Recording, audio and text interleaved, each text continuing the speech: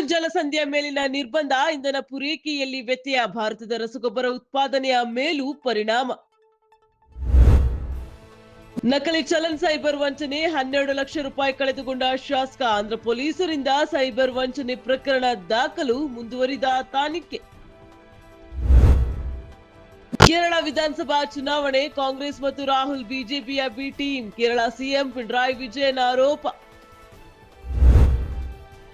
Africa ದುಬೈವರೆಗೂ ಹಬ್ಬಿದ ನಟಿ Ranya Rao gold smuggling network. ಭಾರತದಲ್ಲಿ 102 ಕೋಟಿ ರೂಪಾಯಿಗಳ ಚಿನ್ನ ಕಳ್ಳ ಸಾಗಣೆ, ಕೇಂದ್ರೀಯ ತನಿಖಾ ಸಂಸ್ಥೆಯಿಂದ ಮಾಹಿತಿ. ದಾವಣಗೆರೆ ದಕ್ಷಿಣ ವಿಧಾನಸಭಾ ಕ್ಷೇತ್ರ, ಮುಸ್ಲಿಮರಿಗೆ ಟಿಕೆಟ್ ನೀಡದೆ ಅನ್ಯಾಯ ಆರೋಪ. ಕಾಂಗ್ರೆಸ್ ವಿರುದ್ಧ ಪ್ರತಿಭಟನೆ ನಡೆಸಿ ಆಕ್ರೋಶ. ಬೆಂಗಳೂರು ಎಂಜಿ ರಸ್ತೆಯಲ್ಲಿ ಲ್ಯಾಂಬೋರ್ಗಿನಿ ಕಾರು ಡ್ರಿಫ್ಟಿಂಗ್ ಪ್ರಕರಣ, ಮುತ್ತಪ್ಪರೈ ಪುತ್ರ ರಿಕ್ಕಿ ರೈಗೆ ಪೊಲೀಸ್ ಸಮನ್ಸ್. ಕಬ್ಬನ್ ಪಾರ್ಕ್ ಪೊಲೀಸರಿಂದ ಐಷಾರಾಮಿ ಕಾರು ಸೀಸ್. ಪಶ್ಚಿಮ ಏಷ್ಯಾ ಸಂಘರ್ಷ, ಜಾಗತಿಕ ಇಂಧನ ವ್ಯವಸ್ಥೆಗೆ ಆಘಾತ. ಅಂತಾರಾಷ್ಟ್ರೀಯ ಇಂಧನ ಸಂಸ್ಥೆ ಕಳವಳ.